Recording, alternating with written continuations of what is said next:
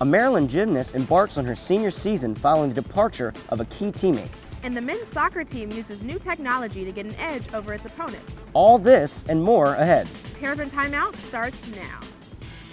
Welcome to Terrapin Timeout. I'm Brandy Samuel. And I'm Chris Caliano, and we got a lot of good stories on tap today, Brandy. The first one, we go to Madison Martin, tells us about a Maryland gymnast who's balancing a new leadership role. Inside these doors, a sisterly bond was made stronger than ever by the Tank sisters, and I got to take a special look into their unique relationship. Kathy Tang's fourth season at Maryland will be a bit different compared to her previous three. In a way, it'll be her first solo run. We're not on the team together, so it's a lot different, but I mean, it's cool for me to take on that role. The captain torch was handed from sister to sister this season, but it's the first time in 18 years that Kathy and Karen Tang won't be competing side by side. When I am in a situation, I try to think of what she would do in that situation. Even though Kathy's sister isn't here by her side, she still hopes to stick her season by implementing the things that she taught her. It's just her loud energy and positivity. She always came into the gym with a smile. Working with the sisters the past 3 years, their coach knows how they work together and what he expects from Kathy this season. They were great together, and I think over the years, Kathy could go to Karen for advice or just leadership. But Kathy's ready. Kathy is eager to take on that leadership role, and her sisterly bond will guide her through her final season as a Terp, where she hopes to make it the best one yet. Despite not being teammates anymore, Kathy can still rely on Karen for advice when they're at home together. For Terrapin Timeout, I'm Madison Martin in College Park. Thanks, Madison. It looks like Kathy's really stepping into her new role. That's right, Chris. And now we'll head over to Ludwig Field, where Matthew Aaron talks about how Maryland soccer is taking things to the next level. Thanks, guys. Many great Maryland soccer players have sat here in this dugout at Ludwig Field, including those that have gone on to represent the U.S. men's national team. So I went to take a look at the history and legacy of those players here at Maryland. The success of soccer in College Park goes beyond the numerous conference and national titles. So many kids dream of representing their national teams one day. And thanks to Maryland, many have seen that dream become reality. Graham Zusi and Omar Gonzalez started together against Germany in the World Cup last year. Freshman forwards Sebastian Elney and Eric Williamson want nothing more than to do the same one day. Yeah, following the steps of a couple guys like Omar and all of them. So hopefully we're gonna be in the same path and accomplish things that they're accomplishing. Since 2002, 8 former Terps have represented the U.S. men's national team, and 4 have made the last 2 World Cup rosters. Those numbers are among the highest of all college soccer programs. So for current Terps, that's quite a legacy to live up to. So you feel good about the promise that you make to young men when they come here, that they can accomplish their goals if they pay attention to the process. You're going to play the ball here. Just any one of these guys. 4 Terps have been called into youth national team camps just this season, too. Zorofsky knows that's one great recruiting tool. When the kids come here, they know that being able to play on their national teams is a big part of their life, and we support that. Such a great national team legacy can be hard to match, but Elney and Williamson both love trying to meet and surpass it. It means a lot knowing that it's been done and that there's a strong possibility that we can both do it too. And for Zorofsky, he has the same message for players of every pedigree.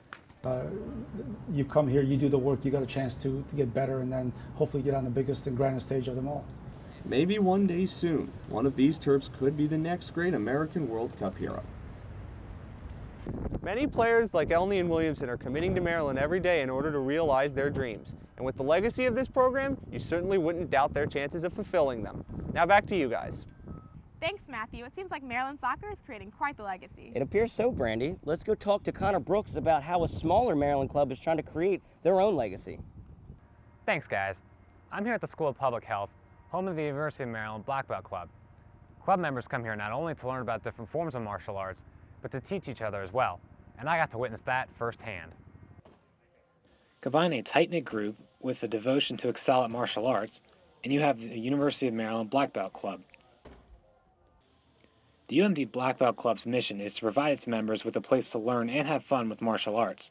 I wanted a club with people that had similar interests, and I liked martial arts, so sought out the club, liked the people, and stuck around for the next 3 years. Martial arts consists of several different forms, and the club encourages its members to diversify their knowledge. The club consists of members with experience in karate, taekwondo, kung fu, jiu-jitsu, wrestling, judo, and a variety of other martial arts. Because we have so many different styles, we don't really have like one set competition we could go to, but we do have individuals that do compete. Despite the name, members of the Black Belt Club don't actually need to have black belts, just a commitment and passion for learning martial arts. Members not only learn different forms of martial arts, but also have the opportunity to teach their own styles to other members. This club is basically my second family. It's nice to learn new things because everybody here has a different style and different things they bring to the table. So it's pretty cool to learn different styles as well as just practice your own and maybe teach some other people your own style.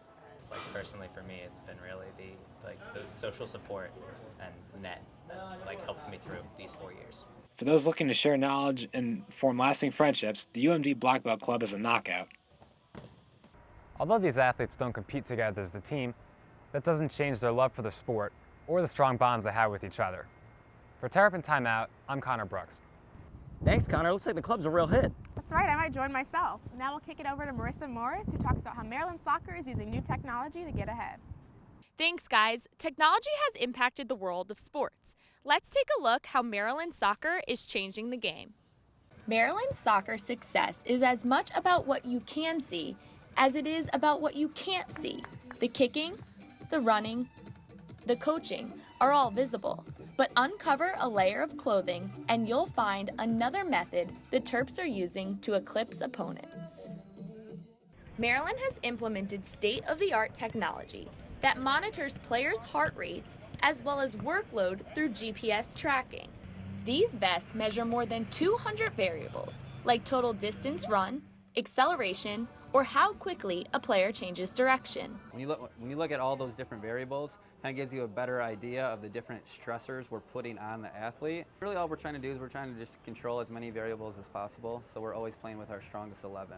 The monitors allow coaches to make sure everyone is on the same workload, whether that comes in practice or in games. Terps midfielder Mael Corbos is a 90-minute player and during games is off the charts. He's very aerobically fit, so he's our most active player in terms of total meters covered. He'll cover like 13 kilometers a game.